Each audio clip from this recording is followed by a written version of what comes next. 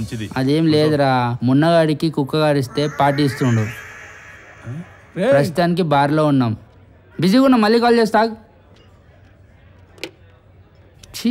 దేనమ్మా జీవితం. అరే సీను, మంది అయిపోయిందిరా. ఏం చేయాలైతే? మంది ఎప్పి బ్యాంకు కన్నం వేయాలరా మనం. ఇప్పుడు ఎలా మరి? ఒక్క నిమిషం ఆగు. అన్నా నమస్తే అన్నా, హ్యాపీ బర్త్డే. నమస్తే, విషెస్ తర్వాత. ఇంటికి నువ్వెవరిదా? నా పేరు సీను, మాది పక్కూరే. అయితే నేనేం చేయాలి? అన్నా, ఇద్దరు టీచర్స్ ఎదురైతే నమస్కరించుకుంటారు, ఇద్దరు లీడర్స్ ఎదురైతే కౌగులించుకుంటారు, చివరికి ఇద్దరు దొంగలు ఎదురైనా వాళ్ళ పద్ధతిలో వాళ్ళు పలకరించుకుంటారు. ఒక డ్రింకర్ మరో డ్రింకర్ని విష్ చేయకూడదా అన్నా? ఇదే అన్న మన డ్రింకర్స్ మధ్య ప్రాబ్లం. ఏ రిలేషన్షిప్ ఉండదు, యూనిటీ ఉండదు. మన మధ్య యూనిటీ కోసం, మన గుర్తింపు కోసం మనం ఒక డేని సెలబ్రేట్ చేసుకుందాం అన్నా. నీ బర్త్డే అయిన ఈ డేని డ్రింకర్స్ డేగా ప్రకటిద్దామన్నా. శంకర్స్ డ్రింకర్స్ డేని గ్రాండ్ గా సెలబ్రేట్ చేద్దామన్నా. అబ్బా, నీ ఐడియా బాగుంది తమ్మి, అలాగే సెలబ్రేట్ చేద్దాం. cheers.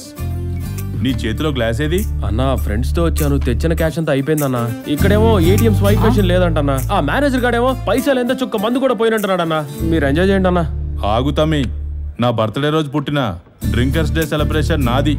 బిల్లు మొత్తం నేను కడతా, అందరు ఎంజాయ్ చేయండి. ఏ manager, happy birthday sir, happy drinkers day sir. Dear customers, sir ఈ అవకాశాన్ని మాకు ఇవ్వండి, మేము చెప్తాం.